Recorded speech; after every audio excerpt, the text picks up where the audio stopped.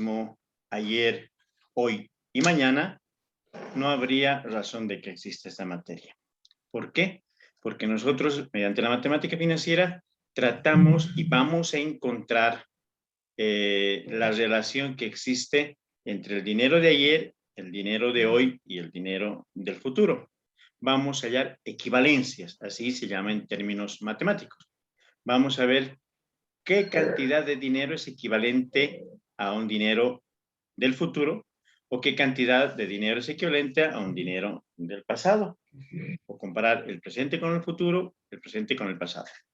Entonces es importante que nosotros sepamos este tema antes de entrar a hacer ya las operaciones financieras que son netamente de la materia. Pero no podemos dejar de lado el tener este conocimiento del dinero a través del tiempo. Y estábamos hablando la anterior semana, o la anterior clase, de que el dinero no es el mismo por varias razones, por muchísimas razones. Hayamos visto el hecho de que la gente, bueno, trata pues de tener el dinero haciendo operaciones de compra-venta, subiendo los precios. El dinero no es el mismo debido también a los cambios que puede haber en la economía. Estos pueden ser cambios políticos, cambios climáticos, y también decimos que el dinero no es el mismo porque por la inflación que existe. Y habíamos dicho que la inflación básicamente es la subida de precios. Y habíamos dicho también que existen dos grandes teorías de la inflación, que es la teoría keynesiana, por su descubridor, por el autor Maynard Keynes, y la otra teoría que es la monetarista. La keynesiana, ya la sabemos, la hemos visto en economía y en macroeconomía y microeconomía, de que sube los precios debido a que hay muy poca producción y demasiada demanda. Y esa es la razón. La teoría monetarista habíamos dicho de que es una demasiada inyección de dinero. Eso también produce inflación. Esa demasiada inyección de dinero puede ser, como algunos de los compañeros preguntaban, por parte del gobierno, como el segundo aguinaldo, puede ser por políticas, la política del helicóptero, que se da bonos, muchas veces que no son necesarios para todos, ¿me dan cuenta? Sí son necesarios para algunas familias, para muchas, pero no para todas. Pero ese dinero, bueno, va circulando. Y ese dinero va fomentando la producción. Eso es lo bueno. Como son montos pequeñitos, o sea, con 500 bolivianos tú no te vas a comprar un televisor, ¿te das cuenta? No vas a comprarte un teléfono. Y especialmente en estos momentos que se requiere dinero pues para alimentarse. Y muchas familias pues, ya se dan cuenta que han quedado sin trabajo. ¿Cómo están esas familias? O sea, muchas veces simplemente lo tenemos nosotros como números o como una noticia de que han perdido el trabajo. Y no nos ponemos en la realidad de que viven estas familias, que tienen varios componentes de la familia y no tienen ingresos. Y los precios suben y ellos no pueden adquirir los artículos de primera necesidad, Entonces, es por eso que el dinero cambia constantemente, es por eso que la matemática trata de encontrar equivalencias. Este dinero de hoy equivale lo mismo que el de mañana y este dinero de hoy vale lo mismo que valía ayer. Trata de encontrar una equivalencia para tranquilidad nuestra. Bien, las inflaciones ya sabemos que es uno de los factores que va a hacer que los precios cambien y el dinero no sea igual. Habíamos dicho de que hay inflaciones buenas. Aquí tenemos unas excelentes inflaciones, estamos hablando del 1, del 2, 3%, que se han dado en el año 2018. ¿Y esto debido a qué? O sea, nosotros podemos decir, oye, estamos bien, estamos produciendo bien, estamos trabajando. No tanto así. Ustedes saben que las reservas internacionales neta o nuestra balanza de pagos, nuestra balanza comercial, ha estado pues con déficit hace 7 años, hace 8 años. Lo sabemos, eso lo han escuchado ustedes. Déficit en la balanza comercial. ¿Qué significa ese déficit? que nosotros estamos comprando más que vendiendo más, que vender. Compramos más que vender. Entonces, negativo. Lo que tendría que ocurrir para una buena economía es que nosotros vendamos más y compremos menos. Exportemos más. Entonces, pero básicamente nuestras exportaciones se limitan pues, a lo que es la minería, hidrocarburos, que son las tradicionales, y las otras, las no tradicionales, que están la soya, el alcohol, la caña de azúcar, productos forestales, y no hay más. Entonces, si nosotros tenemos esta inflación tan baja, se debe a políticas monetarias. Políticas monetarias. ¿Cómo qué? Que no hay cambio en los productos de primera necesidad, como es el pan y el combustible. Y el mismo dólar, ¿se dan cuenta? El dólar en todos los países sube. Su moneda, ¿qué significa si sube el dólar? Que su moneda se devalúa. Todos los países, ya habían dicho nuestros vecinos, todos están devaluando su moneda, excepto nosotros. Esa teoría de que tenemos nosotros la economía blindada no es aplicable para la realidad, porque va a llegar un momento en que sí tienen que subir a su costo real y ahí sí vamos a estar mal, muy, muy mal. Entonces, esta inflación que ocurre cuando hay demasiada inyección de dinero, los y algunos amigos también, los compañeros, que es cuando la gente rica pone su dinero. Listo, sí, eso también causa inflación. Hay negocios que no son normales, negocios que no son, no están registrados eh, en la economía del país. Hay negocios subterráneos, así se los llama, porque nadie conoce qué negocios son, y que producen mucho dinero. ¿Sí? Producen mucho dinero, entonces también producen inflación. ¿Cómo qué? Por decir, hay una persona pues de que tiene un negocio ilegal, ya no estamos hablando de informal. Informal es aquella señora que sale a vender sus plátanos o sus piñas o papayas y vende a toda la gente sin estar registrada en impuestos internos, sin estar registrada en alcaldía, sin nada. Ese es un subempleo, se dan cuenta, ella sale. Es informal porque nadie conoce, no está formalmente registrada, nadie conoce que esta señora hace actividad. Y así como hay muchísimos, pues, sastres, carpinteros, metalmecánicas, peluqueros y todo. Son informales. Ni siquiera saben la alcaldía que existen. Y menos va a saberlo el Instituto Nacional de Estadística. Eso es informal. Pero en este caso estamos suponiendo que exista una persona que tiene un negocio ilegal. No sé, venta de armas, comercio de piedras preciosas, droga, órganos, 20.000 cosas que existen. Esa persona que tiene su dinero y tiene muchísimo dinero, no es poquitito lo que tiene mucho, mucho dinero, de nada le sirve tenerlo guardado bajo el colchón. No lo puede hacer. O seguramente muchos lo hacen, pero con riesgo a qué. Entonces ellos pretenden lavar ese dinero. Es un término financiero, ya está dentro del vocablo financiero el lavado del dinero.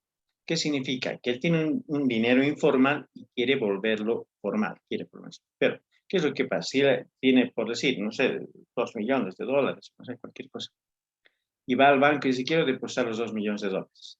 El banco, ese momento, muy bien, señor, lo deposita, tiene una cuentita aquí, sí tengo una cuenta, ya lo deposita.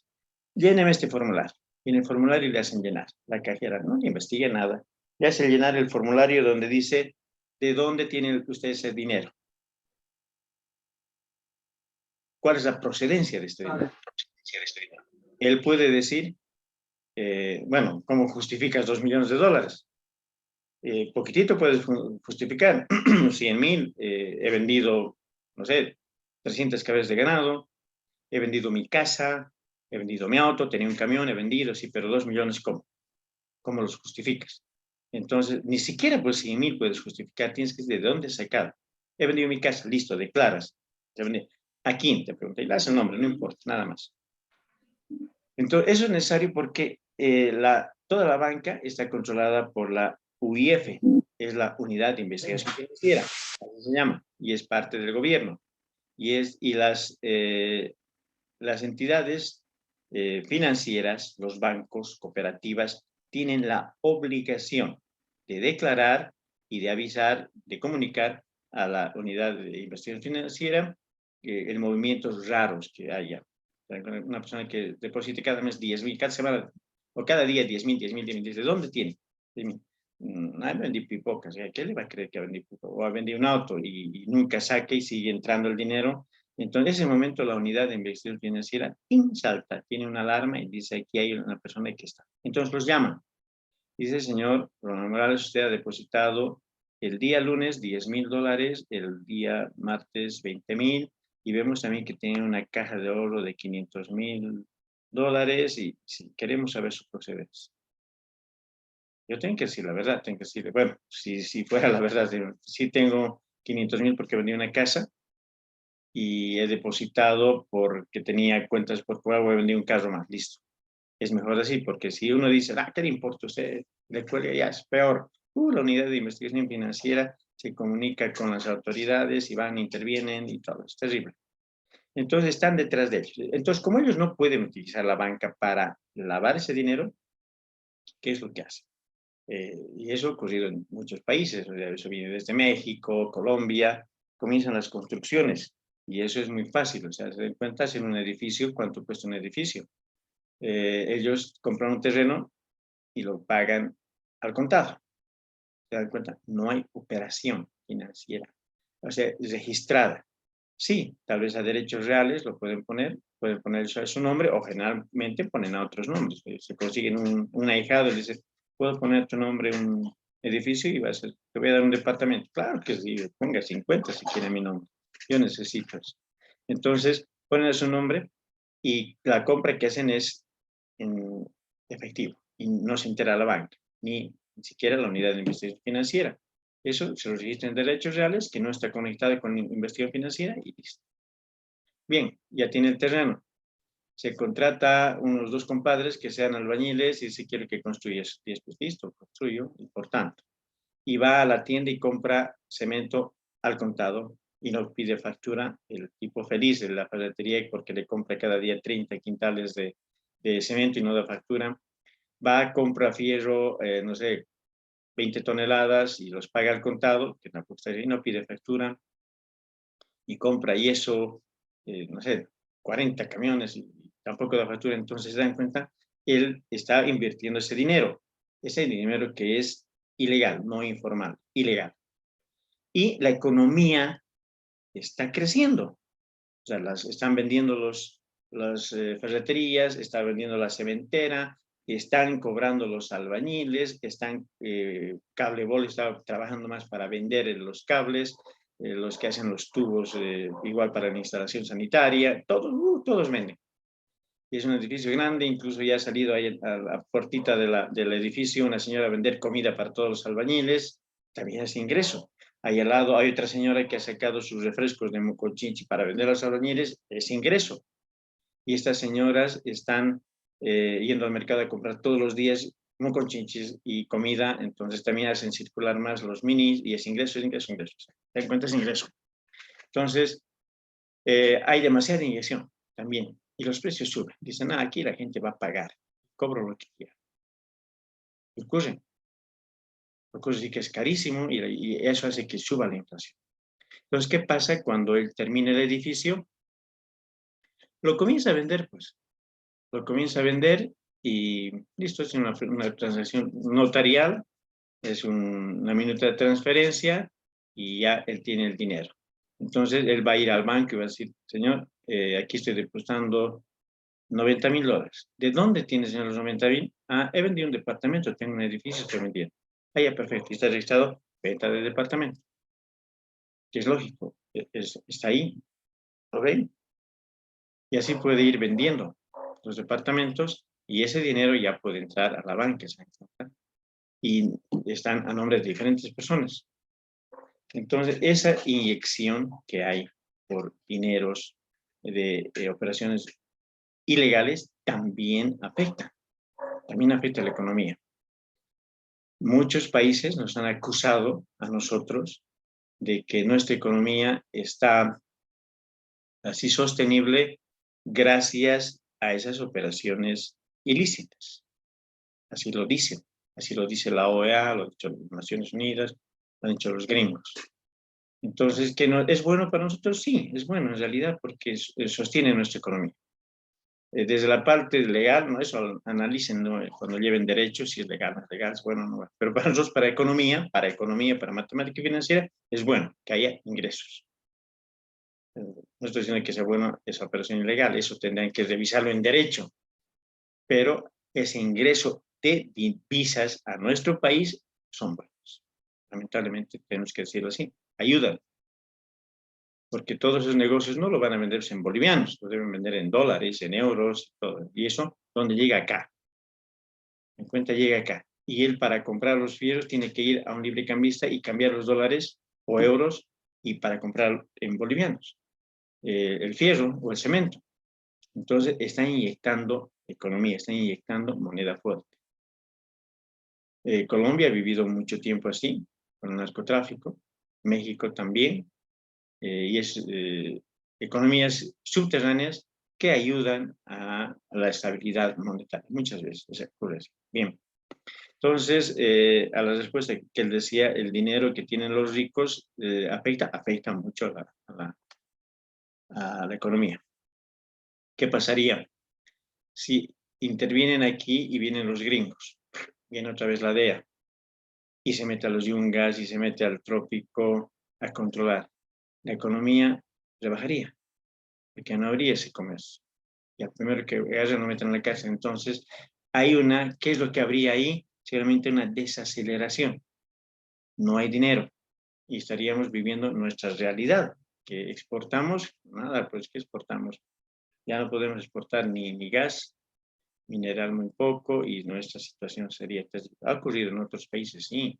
Ha ocurrido en Brasil, Colombia, es un ejemplo claro, México, que son economías. A otros países, ahora esto básicamente se lo ve pues como lo que ocurría en 1920 en Estados Unidos, la prohibición del consumo de alcohol. Había una ley seca, nadie podía consumir alcohol y era prohibidísimo vender, era igual que la droga aquí en América, igual. Entonces había gente que fabricaba pues a escondidas droga, hacían whisky en los bosques y eso lo comercializaban a precios de mercado negro, que significa carísimo. Y en eso estaba sustentada la economía. Hasta el momento de que, bueno, y había muchísima gente que se hacía también rica, pues, porque vendías algo ilegal, una botella de whisky, ¿cuánto costaría ahí? Entonces, hasta que levanta la ley seca, Estados Unidos dice, bueno, pueden vender donde quieran, en el momento que quieran. Y el que quiere ser, pues, alcohólico que sea, listo, los demás se cuidan. Entonces levanta y todo ese negocio, mercado negro que había, desaparece totalmente. Y ahora, bueno, cualquier niño puede comprar, bueno, en Estados Unidos es más controlado, pero aquí a un niño de 8 años el papá le manda, anda a comprar 5 cervezas. Y el niño va con su bolsita, acá en Bolivia, y compra, deme 5 cervezas, por favor. Y la señora no le pregunta, ¿es para vos? No, nada, no le importa, compra. De cuenta, se ha legalizado el consumo del alcohol. Y de esa manera, ellos han logrado tomar las riendas de ese negocio. Dicen, nada, pague impuestos. ¿Quiere vender alcohol? Bien, le voy a poner un sello que va a pagar impuestos. Entonces, ustedes saben que es el impuesto al consumo específico que pagan los alcoholes, tabaco y todo eso. Entonces, ahora cada uno decide. Entonces, de esa manera ellos han podido controlar ese desfase que tenían económico, lo han controlado indicando de que venda, cualquiera que venda alcohol, cada uno decidirá. En otros países han legalizado inclusive la venta del cannabis, ¿no? La marihuana. Ustedes pueden, los que viven ahí pueden consumir. Creo que 4 gramos está permitido que lleves en tu bolsillo para consumo.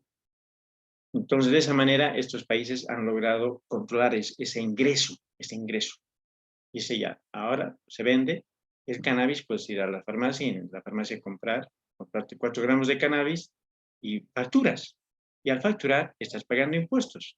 Y al pagar impuestos, eso se va al TGN y hay ingreso para todo el país. Básicamente así, ¿se dan cuenta? Movimientos económicos, decisiones que pueden tomar. Difíciles, claro que sí, para los gobiernos, muy difícil. Bien, pues vamos a nuestra realidad. Estamos hablando de Bolivia, que tenemos unos índices muy bajos. Eso es muy bueno. La pregunta, o sea, si están con macroeconomía, pregunten al docente, ¿y por qué? ¿Cómo es que nosotros tenemos una inflación tan baja? ¿Cuál es la razón? Esta inflación que es tan baja para nosotros, no tienen todos los países la suerte, lo hemos visto aquí, ya creo que esta imagen también la hemos visto, donde la inflación pues sube a cifras escandalosas. Estamos hablando de 1.300.000. Eso es lo que ha subido el pan. Imagínense, ya les decía, si sube 100% el pan, ustedes van hoy día y lo que compran con 50 centavos, si mañana sube el 100%, les costaría un boliviano. Pero si la inflación es 1.000.000, ¿cuánto necesitan ustedes para comprar un pan? ¿De dónde van a sacar dinero? La moneda no sirve para nada. Y eso es lo que ocurrió lamentablemente en Venezuela. Aquí tengo algunos datos de la hiperinflación, y esta es una hiperinflación. Claro.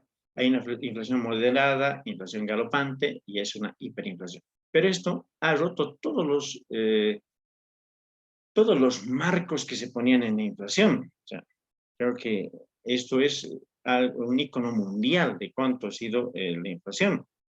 Y aquí está, ha comenzado en noviembre del 2017, cuando se registra una inflación mensual, imagínense, era de 56.7%. ¿Qué significaba? Que tú ibas y comprabas el pan que costaba 50 centavos, al día siguiente costaba 75 centavos. No era mucho, sí, pero ya preocupante, ¿se dan cuenta? 56.7%. Y la internacional, ahí 1.300 en todo el año, ha subido 1.300. Entonces, ¿qué ha hecho el gobierno con el dinero? El dinero ya no servía, ya no podía, era tan rápida su inflación que tenía Venezuela, que al gobierno no le ha dado tiempo para hacer otros billetes.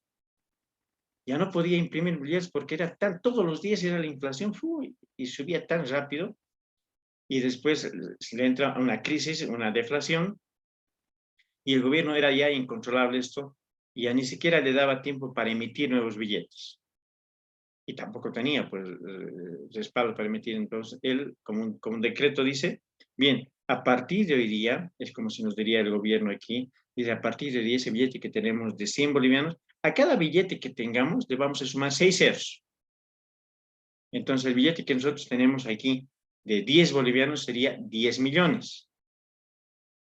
El billete que tenemos de 20 sería 20 millones, 100 millones y 200 millones. O sea, esa es una de las políticas para tratar de controlar ese desmán de esa inflación que había tan terrible. Porque no le daba el tiempo ni siquiera para hacer otros billetes. Y sabía que el gobierno que si iba a hacer otros billetes, en un mes iban a estar inservibles nuevamente. Entonces, por eso decreta, dice ya, todos mentalmente, por favor, le van a sumar a todos sus billetes 6 ceros. Listo. Por decreto, y así lo voy a hacer. Así trata de controlar la inflación, que era incontrolable ya no se podía. Entonces llega, miren, la inflación acumulada en esos años del 2013, la inflación acumulada del 2013 al 2019 en ese país fue de 5 billones, ni siquiera son millones, ¿se dan cuenta aquí? Aquí estamos hablando de los miles de millones, aquí estamos hablando ya de billones. La inflación acumulada, ¿se dan cuenta? Es por eso que Venezuela está mal. Es una inflación ya, pues, de no creer. Y esto no lo he inventado yo, aquí lo estoy poniendo, esto se los voy a subir. Y aquí ustedes pueden ver de que la cantidad, cómo ha subido. Y le estoy poniendo aquí con la fuente. Aquí es el periódico El Nacional, el 8 de diciembre de 2017. La inflación vuelve, dice, a romper récord. Después este otro dato que también le estoy poniendo igual del periódico nacional del 1 de noviembre de 2017, dice el billete de 100.000 entrará en circulación esta semana. La encontré tenía 100.000. Eso ha ocurrido en 2017. Cuando llegó al 2018 ya no podía controlar y le ha dicho aumentenle 6 ceros más. Entonces este billete que tenían de 100.000, ¿cuánto valía si le aumentaba 6 ceros más? O sea, ya era, nadie sabía ya pues cuánto podía costar, no tenía relación, no había una relación. Dan cuenta, un niño para comprarse un chupetín tenía que pagar con 5 billetes de 100.000 aumentados con 6 ceros. Y eso básicamente, ahora ahí se dan cuenta ustedes el dinero que tenían guardado los abuelitos, cuando han sacado ya no servía para nada. ¿Por qué? Justamente porque el dinero a través del tiempo nunca es el mismo. Y aquí estamos viendo, pues, ya cosas extremas. Dice aquí, Venezuela llega a histórica inflación, la más dañina en Latinoamérica. Eso del periódico El Comercio, el 11 de noviembre de 2018. Ahí ya estaba hablando de que llegó a 2.000 millones. Era una inflación terrible. Y aquí, el 7 de marzo del 2019, dice, se registra en 5.000, ten en cuenta, 5 millones de inflación durante 6 años en Venezuela.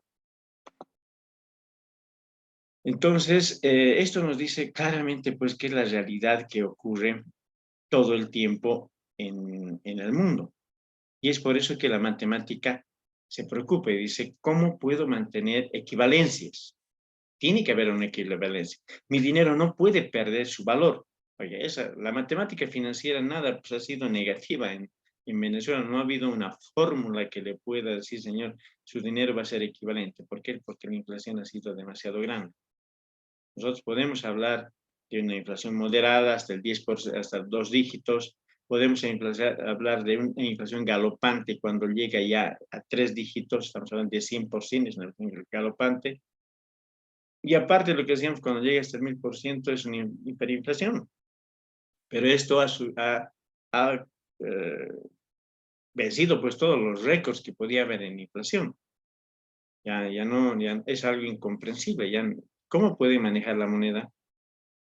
Se imagina que haya subido 6 ceros, que nuestro billete de 10, o sea, 10 millones. ¿Cuánto cuánto va a costar un chupetín? ¿30 millones? Al niño tienes que darle 100 millones para que te dé 70. Y ya no hay lógica. Lo único barato es allí el combustible.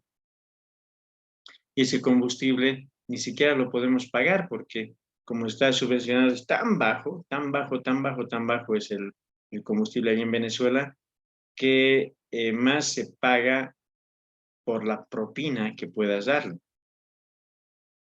¿Qué más pagas la propina? Pero nadie puede ya utilizar ni comercializar, eso no le sirve tampoco de nada. Entonces, ¿cómo se refleja la inflación en la determinación de inversión? Para que ustedes tengan más o menos una idea.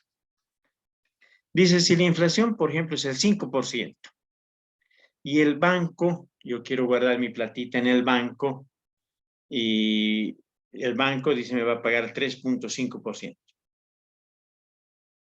Si yo tengo durante un año, pongo mi platita en el banco y me dice cuánto me va a pagar, lo que están pagando ahora. Esa es una tasa activa, actual. La tasa activa, lo que te pagan por poner tu platita, está en el 3.5, algunos llegan a 4% actualmente en nuestro país. Si yo voy al banco y digo, señor, tengo un dinerito, quiero depositarlo en un DPF o una caja de ahorro. Muy bien, señor, le voy a pagar el 3.5% anual. Ah, bien, listo, lo dejo en mi platita. Pero sé que la inflación en mi país va a ser el 5%. O sea, nada, pues, o sea, ¿para qué voy a poner mi plata? Y sé que voy a perder. Él me va a pagar el 3.5% y yo la inflación es el 5%. Hay una diferencia de 1.5 que estoy perdiendo. Entonces, nada, no me sirve. ¿Cómo puedo invertir? Estamos hablando de una supuesta inversión en un banco, que es lo más seguro que hay. ¿Sí? Entonces, si este banco dice me llega a ser 5%, es decir, que fuera igual que la inflación, aparentemente estaríamos conservando nuestro dinero. Sin embargo, hay que considerar que los bancos cobran comisión. Bien, ¿qué dice aquí? Yo digo, nada, señor, no me convence que usted me esté pagando el 3.5%. Si la anterior gestión hemos tenido 5% de inflación, este año va a ser igual, o tal vez va a subir. Y él me puede decir, no creo que suba, le pago el 5% también. Así usted no pierde nada. Se dan cuenta, mi dinero va a estar equivalente. Con ese 5% que me vayan a pagar, lo voy a sumar al capital que tengo, pero ese capital que tengo ha bajado por la inflación del 5%. Entonces, tengo una equivalencia. Pierdo 5, pero gano 5 en el banco. Entonces, por lo tanto, mi dinero está igual. ¿Sí? podría ser así. Bueno, eso nunca va a ocurrir porque aunque me ofrezca el 5% el banco vive pues de eso, me va a cobrar comisiones, mantenimiento de valor, que me va a cobrar el ITF, 20.000 cosas que se me meter que no voy a poder tampoco tener mi dinero equivalente. Ahora, si me pagarían, si alguien me paga y me dice, si yo logro una tasa superior, señor, nada, no quiero ni su caja de ahorro, no quiero ni su DPF, yo me voy a comprar bonos del Estado. ¿Y cuánto es el bono del Estado? Ya se había dicho, los bonos del Estado cobran, pues, te dan el 6%. Y en Navidad hasta el 7%. Hay un bono navideño que lo vende igual el gobierno al 7%. Entonces, ¿qué te dice? Yo le pago por su dinerito 7% mensual. Listo. Si yo compro los bonos del Estado, sé que voy a tener 7% y sé que la inflación va a subir al 5%, digo, bueno, está mejor. Ya mi dinero, si bien no es equivalente, es un poquitito más de lo que podría ser. No estoy perdiendo, como dejándolo en la casa y que se someta a la inflación y que me baje 5% de mi plata. Entonces, ese es el análisis que básicamente se puede hacer. Entonces, yo debo exigirle a ese capital, lo que ustedes me decían, de préstamos, pero con intereses. No les había preguntado la tasa. Si me dicen el 3%, ese 3% para nosotros en operaciones comerciales es mensual, no es anual. El banco te presta anual. Entonces, si yo quiero hacer una inversión y quiero tener mi dinero equivalente hoy y que sea el mismo dinero de aquí a 2 años, ¿qué es lo que tengo que hacer? Invertir. ¿Y cómo lo voy a invertir? La tasa que le voy a exigir a mi capital, el alquiler que yo voy a pedir por mi capital, tiene que ser mayor, primero, a la inflación.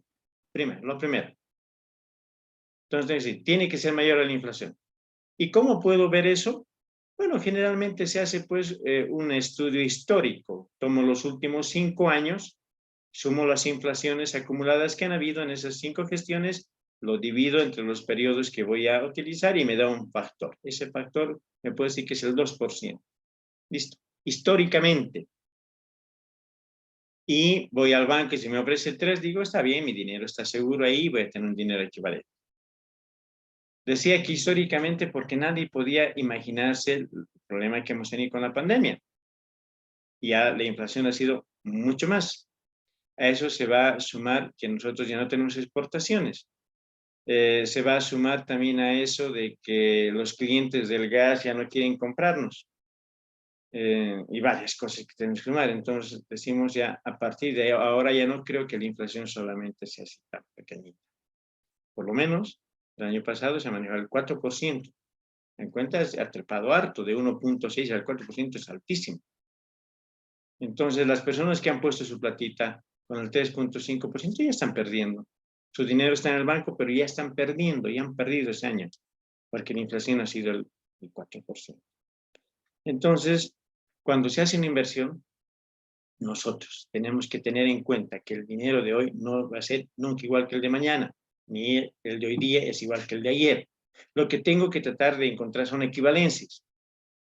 ¿Y cómo encuentro esas equivalencias? Primero, invirtiendo el dinero y poniéndole tasas de actualización que voy a necesitar, tasas o porcentajes de rendimiento, hablaremos así hasta que estemos hablando con la nomenclatura que ya vamos a hablar cuando estemos viendo los intereses. Entonces, le tengo que poner un porcentaje de rendimiento que sea mayor al de la inflación. Primero, eso es. Entonces, es lo que tengo que exigir aquí. ¿Por qué? Porque el dinero no es igual en ningún periodo. Bien, vamos a hacer un análisis bien rapidito. Esto yo sé que lo han llevado en macroeconomía o en economía, pero es importante que nosotros podamos determinar si tanto influye la inflación en el capital, tengo que conocer pues qué tipo de inflaciones hay. No me tengo que conformar con el hecho de decir, hay dos nodrizas de la inflación, que es la keynesiana y la monetarista. No, o sea, voy a ir investigando cada una y tengo que saber cuáles son los factores para que hagan que este dinero no sea el mismo mañana. Nuestro tema es el dinero a través del tiempo. Sabemos que nunca va a ser igual, pero ¿cuál es la razón? La inflación. Sí, ya lo sé, pero explícame qué tipos de inflaciones hay. Entonces, ya lo han llevado ustedes en macroeconomía, lo vamos a recordar porque es importante que ustedes lo tengan presente.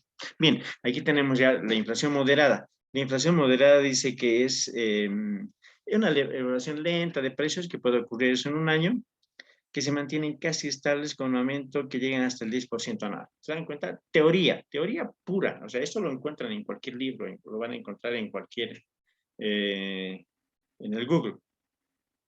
Y dice que es una inflación moderada hasta el 10%. Imagínense ustedes, ¿cómo hemos estado viviendo nosotros en este tiempo? Algunos preocupados porque suben los precios, pero nuestros precios no han subido el 3%, siquiera, nuestra inflación ni siquiera es el 3%. Pues imagínense cómo llegué a ser al 10%. Ya sería preocupante para nosotros. Pero aquí la teoría dice, no, no se preocupen, esto es moderado, o sea, no hay problema hasta que llegue a inflación al 9%, no se preocupen, está bien. Pero no ven la realidad de nuestro país, o sea, que nosotros no tenemos divisas, o sea, tenemos que buscar dinero de donde sea. Esta teoría está bien para otros países, países productores, donde dice 9% está bien, sube el precio, pero ahí hay gran cantidad de gente pues, que tiene trabajo, todos tienen empleo, todos tienen seguro, todos tienen educación. Acá en nuestro país, imagínense que tengamos una inflación del 10%, sabiendo que este problema de la pandemia ha echado a la calle a 400,000 trabajadores. 400,000 trabajadores han quedado en la calle con esta pandemia. Es casi todo Oruro, no sé cuántos, no sé, casi todo Sucre, sin trabajo. Y que nos hablen teóricamente una inflación del 10%, es moderado, ¿no? Pues para asustarlos. Pero estas son teorías, ¿se dan cuenta? Es por eso que tanto exijan siempre en macroeconomía y en matemática financiera ver la realidad. O sea, no podemos quedarnos con esta teoría. Es para asustarse un 10%. Pero aquí lo dice que es normal, que es moderado. Bien, entonces la inflación galopante, dice, es un nivel de inflación de 2 o 3 dígitos. Ya, si estamos hablando de 2 o 3 dígitos, estamos hablando ya del 10%. Y de 3 dígitos, ya estamos hablando del 100%. 101, 110, 3 dígitos. Es decir, que un producto se puede triplicar su precio en apenas un año, provocando una pérdida tremenda del poder adquisitivo. Nada, todo el mundo tiene papel y no puede comprar absolutamente nada. Entonces aquí ya, ¿y por qué se dice galopante? Ya, le han puesto ese nombre porque es como un caballo, ¿se dan cuenta? Eh, Siempre que hay fuerza se habla de caballos de fuerza, la cantidad de caballos. Entonces esto es como un caballo. Y mientras este caballo, que lo estamos nosotros manejando, vaya al paso, no tenemos problema, lo podemos controlar, jalamos las riendas y para, porque está yendo a paso. Si este caballo comienza un poco a trotar, es un paso más ligero, nos preocupa si no sabemos conducir bien o manejar un caballo, nos va a costar reducir la velocidad y frenar. Pero si este caballo ya entra a un galope, ¿se dan cuenta? O sea, que tiene que ser un experto en manejar eso, que mucha gente no lo es, entonces ya el caballo se puede desbocar. Listo, ya no tiene control, por más de que ustedes jalen las riendas, por más de que griten nada, nada, no hay forma de controlar. Y si no controlan el caballo, se va por donde a él le da la gana.